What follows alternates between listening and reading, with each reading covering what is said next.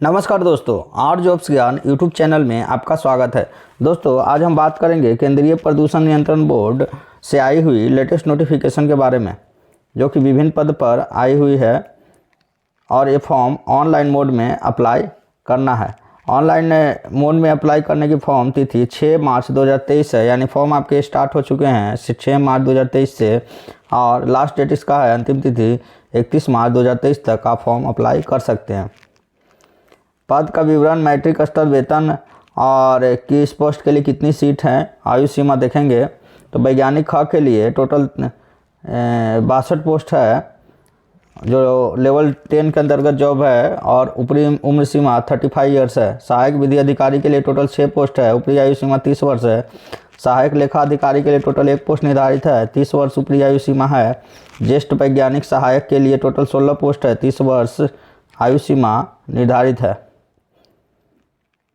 तकनीकी पर्यवेक्षक के लिए जो लेवल 6 के अंतर्गत जॉब है, टोटल 1 पोस्ट है, 30 वर्ष उम्र सीमा निर्धारित है। सहायक के लिए टोटल 3 पोस्ट है, 30 वर्ष अधिकतम उम्र सीमा निर्धारित है। लेखा सहायक के लिए टोटल 2 पोस्ट है और 30 वर्ष उम्र सीमा निर्धारित है, अधिकतम मैक्सिमम।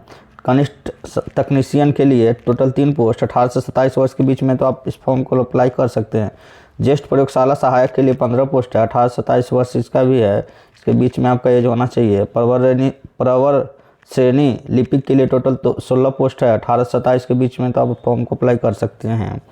डाटा एंट्री ऑपरेटर श्रेणी 2 के लिए टोटल 3 पोस्ट निर्धारित है, 18 से 27 वर्ष के बीच एज होना चाहिए। कनिष्ठ प्रयोगशाला सहायक के लिए टोटल 15 पोस्ट निर्धारित है, 18 से 27 वर्ष, इसके लिए भी उम्र सीमा निर्धारित है।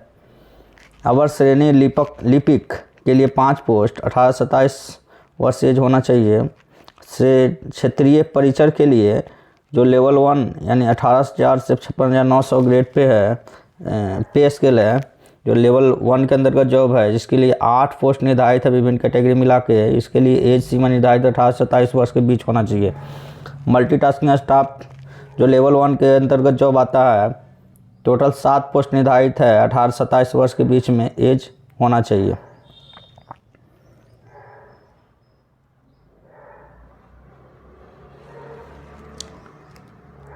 यहाँ पर विभिन्न कैटेगरी के लिए जो सीट है वो दिव्यांगजनों के लिए आरक्षित है, वो दिया गया है। जैसे में देखेंगे टिप्पणी नंबर 3 के लिए, टिप्पणी नंबर 3 में लेखा सहायक के 2 पदों में से 1 पद संदर्भिक दिव्यांगजनों अर्थात दृष्टिहीनता और कम दृष्टि से संबंधित अभ्यर्थियों के लिए आरक्षित है। इसी तरह ज्येष्ठ वैज्ञानिक के लिए 16 में से 1 पद, इस तरह क्षेत्रीय परिचर के लिए 8 पदों में से 2 पद, इस प्रकार सब दिव्यांगजनों के लिए सीट आरक्षित है। अपर एज लिमिट में छूट की बात करेंगे, ऊपरी आयु सीमा में कितना वर्ष किस किस कैटेगरी को छूट दिया जाएगा, तो SC/ST कैटेगरी के लिए 5 वर्ष की छूट है, OBC के लिए 3 वर्ष है, PWD अनारक्षित यानी जनरल और EWS के लिए 10 वर्ष, OBC PWD के लिए 13 वर्ष, SC/ST PWD कैंडिडेट के लिए 15 वर्ष की छूट दी जाएगी। भूतपूर्व सैनिक के लिए 5 वर्ष है। इसी प्रकार सब दिया है किस किस को एज रिलैक्सेशन दिया जाएगा।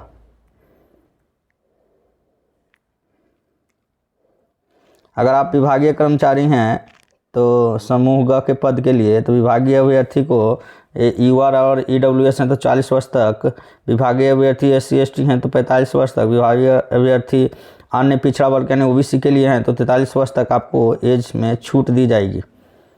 जो अभ्यर्थी आरक्षित रिक्तियों के लिए विचार किए जाने की इच्छा रखते हैं, उन्हें साक्षात्कार या कौशल परीक्षा दस्तावेज यानी यहाँ बोल रहा है कि अगर आप आरक्षित कोटि से आते हैं, जैसे में SC/ST OBC जिस कैटेगरी से आते हैं, तो उस समय आपको साक्षात्कार या कौशल परीक्षा के समय दस्तावेज सत्यापन या दस्तावेज यानी डॉक्यूमेंट वेरिफिकेशन के समय आपको उसका प्रमाण पत्र सक्षम अधिकारी से निर्धारित प्रारूप में अपेक्षित प्रमाण पत्र प्रस्तुत करना होगा, नहीं तो आपकी उम्मीदवारी रद्द कर दी जाएगी, उस समय लेकर जाना होगा।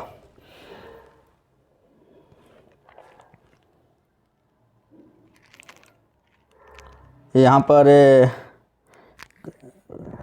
पर दिया है, जैसे में शारीरिक अपेक्षा यानी चिन्हित दिव्यांगता किस पोस्ट के लिए कितना दिव्यांगता होना चाहिए, तो इस पोस्ट के लिए एलिजिबल है। जैसे वैज्ञानिक ख के लिए दिया है श्रवण क्षति और सुनने में कठिनाई है या चलन संबंधी दिव्यांगता है, ये सब है तो आप इस पोस्ट के लिए एलिजिबल हैं। इसी प्रकार सब पोस्ट के बारे में दिया गया है।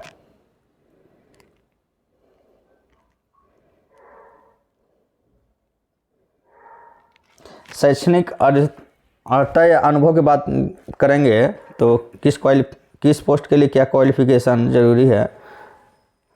तो वैज्ञानिक ख के लिए देखेंगे किसी मान्यता प्राप्त विश्वविद्यालय संस्था से सिविल रासायनिक पर्यावरण अभियांत्रिक प्रौद्योगिकी में स्नातक की डिग्री 34 पद के लिए, कंप्यूटर विज्ञान और सूचना प्रौद्योगिकी में 4 पद के लिए जरूरी है। ये शैक्षणिक योग्यता आपके पास होना चाहिए।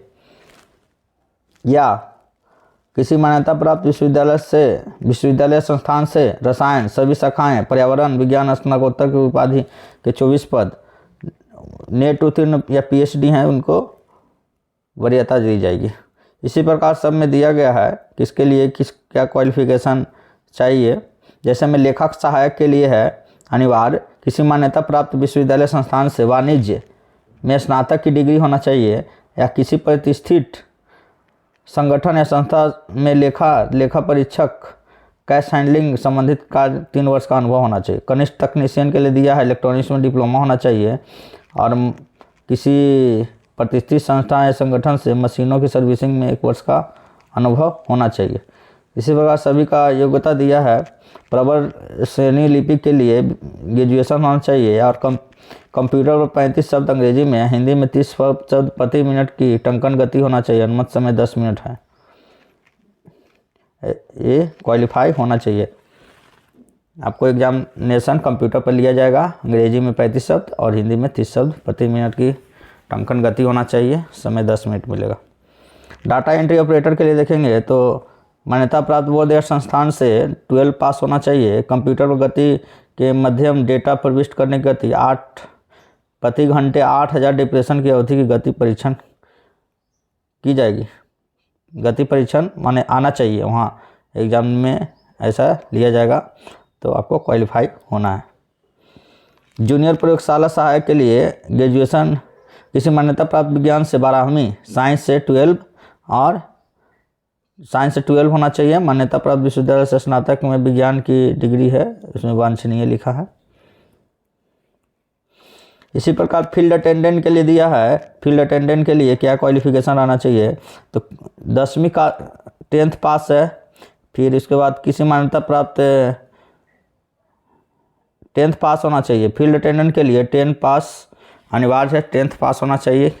या विज्ञान बोर्ड विषय के साथ 12 पास है या बेहतर स्वास्थ्य और तैरने की क्षमता है तो उनको प्रेफरेंस दिया जाएगा। मल्टीटास्किंग स्टाफ के लिए 10th पास या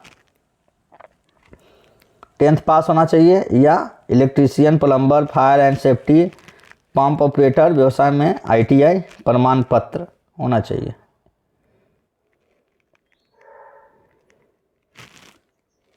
यहाँ पर दिया दस्तावेज सत्यापन के लिए बुलाए जाने वाले सभी उम्मीदवारों को प्रासंगिक प्रमाण पत्र, स्नातक के सभी वर्षों सेमेस्टरों से अंतिम प्रमाण पत्र, मूल रूप से न्यूनतम तक वो सब दस्तावेज जब आपका डॉक्यूमेंट वेरिफिकेशन होगा तो ये सब प्रमाण पत्र आपको लेकर जाना है।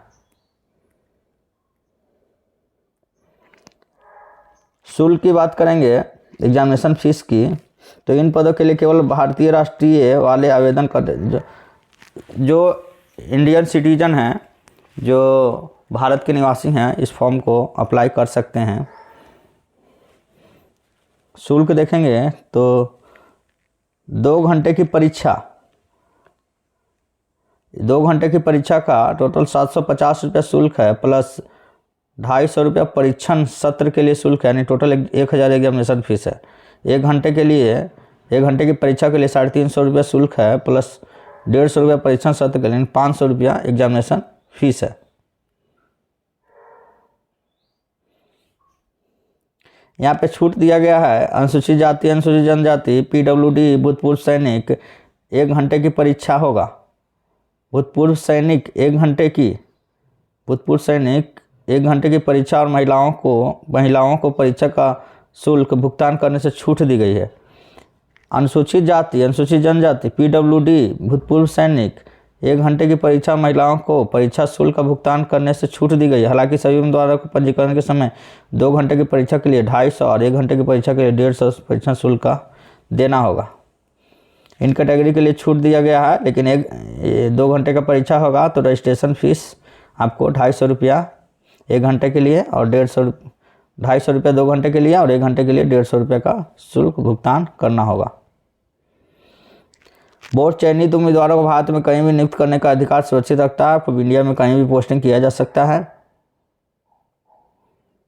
आवेदकों को आवेदन पत्र के साथ प्रमाण पत्रों और सहायक दस्तावेजों के स्कैन की गई प्रतियों को अपलोड करना अपेक्षित नहीं है। तथापि दस्तावेजों के सत्यापन के समय प्रस्तुत किए आपको डॉक्यूमेंट आवेदन के पत्र के साथ प्रमाण पत्र और सहायक दस्तावेज के स्कैन की गई डॉक्यूमेंट अपलोड करना जरूरी नहीं है, लेकिन आपको दस्तावेज सत्यापन के समय उन्हें प्रस्तुत करना होगा, लेकर जाना होगा सभी ओरिजिनल डॉक्यूमेंट। एक बार जमा किए गए आवेदन को किसी परिस्थिति में बदला या फिर जमा नहीं किया जा सकता है। यानी एक बार जब आप फॉर्म्स अप्लाई कर रहे हैं और सबमिट कर दिए हैं तो आपका फिर चेंजिंग नहीं हो, इसलिए ध्यान से फॉर्म को फिलअप करना है। फॉर्म को ध्यान से भरना है।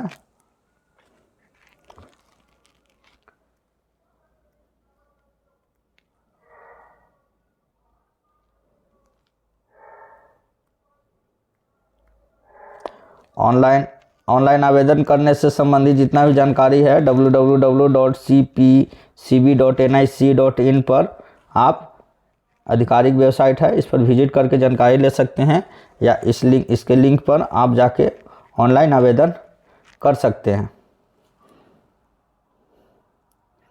तो फॉर्म आपके स्टार्ट हो चुके हैं, फॉर्म अप्लाई कीजिए।